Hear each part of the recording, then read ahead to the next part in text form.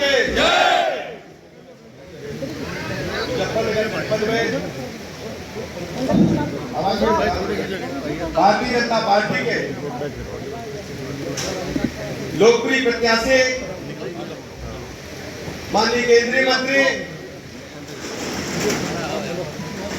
हमारे दोस्त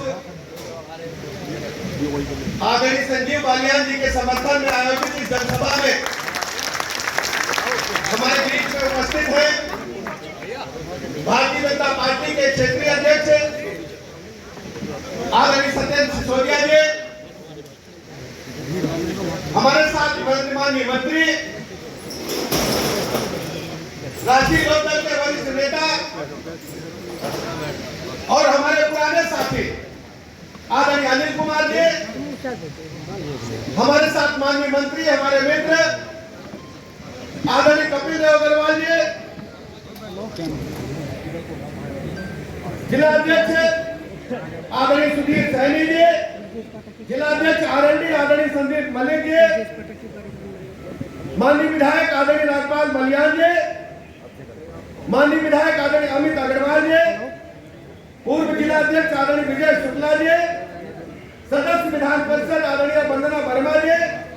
सदस्य विधान परिषद धर्मेंद्र भारद्वाज जी, मेरठ के जिलाध्यक्ष आदरणीय शिव कुमार राणा जी,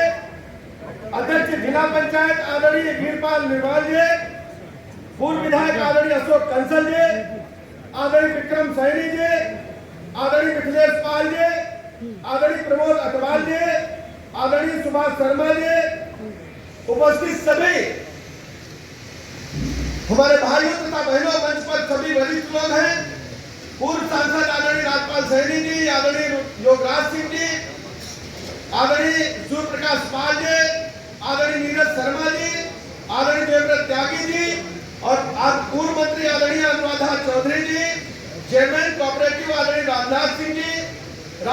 जी, आदरणीय विनीत कात्यान जी जो मंच का संचालन कर रहे हैं, सामने बैठे सभी बुजुर्गों, भाइयों तथा बहनों, पत्रकार मित्रों, आप सब बहुत देर से यहाँ इकट्ठा हैं।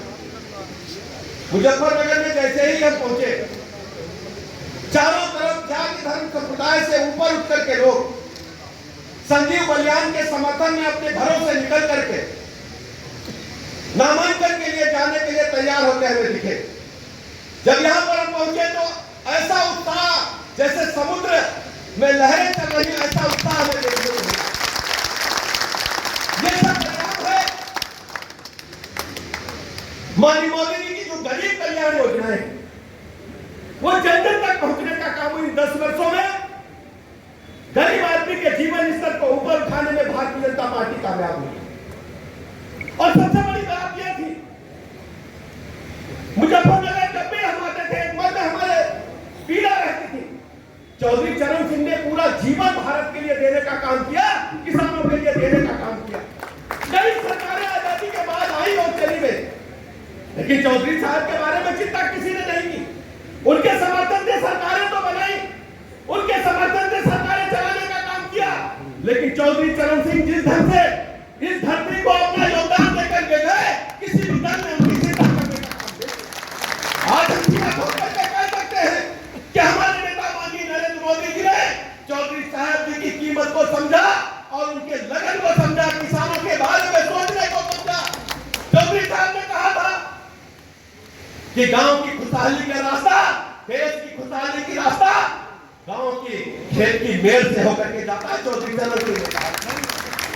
आज हम कह सकते हैं छाती खोल करके, सीना खोल करके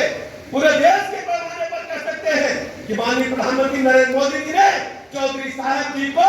उनका हक भारत रत्न देकर के दुनिया के पैमाने पर चौधरी साहब के नाम को आगे बढ़ाने का काम किया। ये केवल चौधरी चरण सिंह जी का सम्मान नहीं है, यह चौधरी जयंत सिंह जी का सम्मान नहीं है, यह हिंदुस्तान के एक एक किसानों का सम्मान है। ये मैं आपके बीच कहने के लिए हमें जितना याद है, हम लोग छात्र राजनीति में थे, विश्वविद्यालय में पढ़ते थे, लेकिन चौधरी साहब की जब कहीं जनसभाएं होती थी,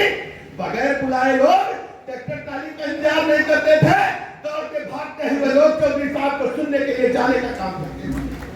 आज चौधरी साहब हमारे बीच में नहीं है, हम उन्हें श्रद्धासुमन अर्पित करते हैं। चौधरी जयंत सिंह जी हमारे मित्र हैं अब जैसा कि बलियान साहब कह रहे थे, पश्चिमी उत्तर प्रदेश में तो पूरी तरह से विपक्षी दलों का सफाया हो गया, किसी को कार्यकर्ता ढूंढने नहीं मिलने वाले। माननीय मोदी जी ने जिस जन से गरीब कल्याण योजनाओं के माध्यम से योजनाओं के बारे में बलियान साहब ने बताया है। आप सोचिए, आज के 10 साल पहले